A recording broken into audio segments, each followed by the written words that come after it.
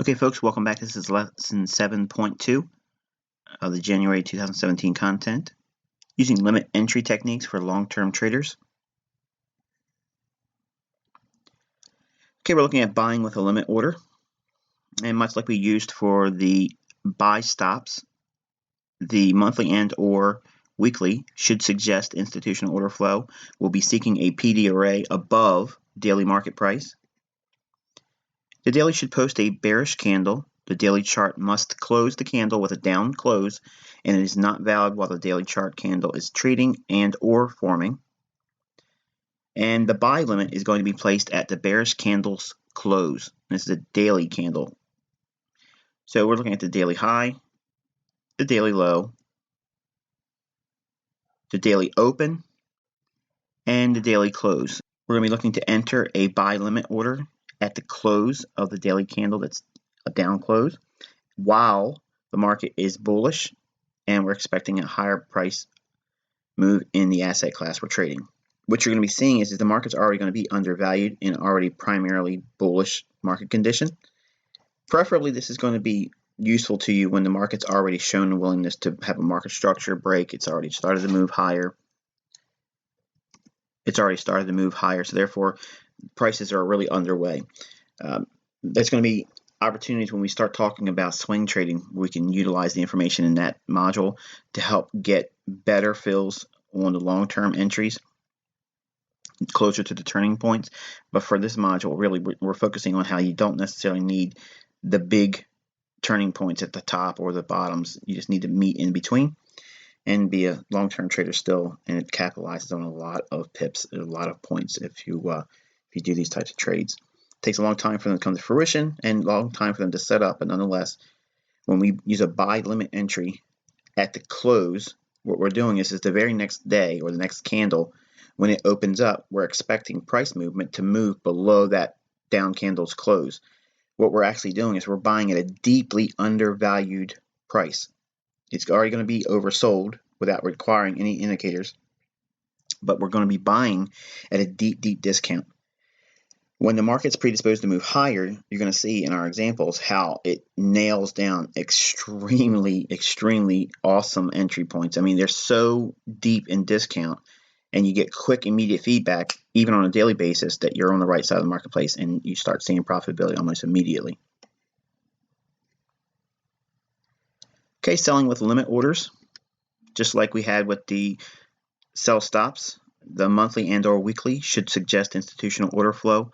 We'll be seeking PD arrays below daily market price. The daily should post a bullish candle, and the daily chart must close the candle with an up close. It is not valid while the daily chart candle is trading and or forming. And the sell limit is going to be placed at the bullish candle's close. So with this candle, again, representing our daily candle, up close, this is the daily high, the daily low, the close, and the open for that particular day. And we're going to be looking to have a sell limit order right there at the candle's close. And what we're doing is essentially we're selling short in an overvalued or overbought condition in a market that's predisposed to go lower based on monthly and or weekly PD arrays that will draw price lower. So institutional order flow should draw prices lower on the daily, but we're getting this up movement against what longer term institutional order flow is suggesting, again, on monthly and or weekly chart. So while price is moving higher for this particular day, what we're doing is we're going to be looking to sell short at the next day, but it has to be above this particular candle's close. Now, again, we're not just selling on a limit on any up candle if we have an opinion about being bearish. These conditions are best suited when we align them with a daily PD array. In other words, if there's a bearish order block, if there's a gap that it's traded into, if it's filled in a void, if it's traded above a recent high, okay, or it's traded back into an old historical low, support broken now as resistance, those types of ideas. We're not just indiscriminately going out and finding up candles and down candles. I should have mentioned this as well when we talked about the stop orders, but you're not just simply going in based on the candle itself by itself. It's not a be-all, end-all, and a system in and of itself. You have to blend the PD arrays on the daily chart as well. So by blending these things together with the higher time frame, monthly and weekly, pulling price one side or the other, bullish or bearish, respective on those higher time frame charts. When we have those conditions also in opposite terms, so basically what I'm saying is on monthly and weekly, if you're expecting lower prices or bearish PD arrays that should draw price down to a discount, what you're expecting to see on the daily is up movement to go to a short-term premium. When that occurs, then you have really, really low risk, high probability entry patterns at your disposal. And this is one of the most amazing ones you're going to see. By selling short on a limit above that candle's close, what you're doing is essentially getting that last little piece of market movement above, getting that last little surge. And many times when we look at day trades, you're going to see that that's many times what you'll see as the Judah swing. It'll open, make the high in London, and then sell off, and that'll be the beginning of a long-term move in that particular pair or asset. Okay, we're going to go back to that Japanese yen example, and we're going to use this idea as well. And you can see we have the down candle, and using the close as our limit order to be a buyer. You can see how that transpires here. Each down candle's close, the next day it trades down below it. You would be filled on a limit going long, and look at the responsiveness of price immediately after that. There's 1, 2, 3, 4, 5 examples here on this daily time frame. And while it probably doesn't look exciting here, probably doesn't feel like it's that big of a deal, I can assure you when we get into 2 slides from now, you'll see just how much of an importance this is. But again, what we're looking at is the weekly chart here. You can see how price was moving away from that 100 level, and there was a bearish order block up around that 118, 119 level, and that was the weekly premium PD array that would draw price up to that level long term. And we saw a bullish order block down in the discount level at 100. So you saw the willingness to want to bounce off that level. When we go back down into a daily chart here, you can see in November during the post-election rally of Donald Trump's election in the U.S., price stabbed one more time down into that weekly bullish order block. Prior to that November dip, we saw a September rally away from a previous order block that was formed in August 2016. September, we saw it retrade back down into it, and using the down candle, the very next day, it did trade down below the close, giving an amazing fill. Now, what you're seeing here is these lines that are drawn right up from the down candle up into that red shaded area. That's that weekly PD array or bearish order block. What that means is this price should be drawn up to that level on a weekly. And from the low that was formed in September, buying on a limit below the daily candle's close, from that point all the way up to the weekly PD array or bearish order block, it's 1,800 pips for that particular low.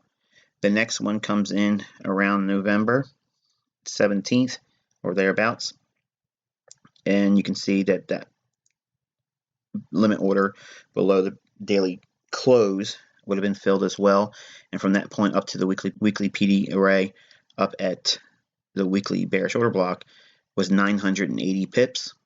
And then the next down close on this daily chart here, again using the close of that down candle as a buy limit order entry point, that next candle puts you in a position where it would have been a 785 pip move. The next down candle again comes in with a 600 pip rally, and then another one comes in at 500 pips, and the last one right before it gets to the weekly PD array, given a 360 pip price move.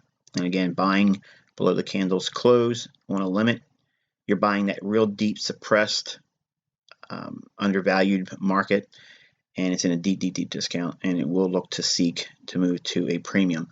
And it's an amazing thing when you go through your charts and you look at this and start studying it.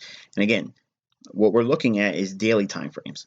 It's not that we're looking at hourly charts or 15-minute charts. And a lot of folks assume just because we're on these higher time frame charts, there's not a lot of opportunities. There isn't as many as you would see in terms of day trades or scalps. No, I would quickly agree with that. But there are plenty of opportunities when you're in these long-term trends, and you have a real clear indication it wants to move higher to a monthly or weekly level, there's many opportunities you can get in there and get positioned and not have to get the high. And you can see here that move from the 980 pip move, that's essentially the equilibrium price point, just below it.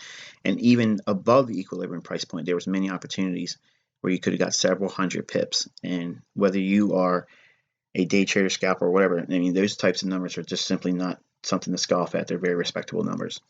So my question to you in closing is do you still think you need intraday trading to make pips? Hopefully after this teaching, you'll quickly come to the conclusion that you do not need that.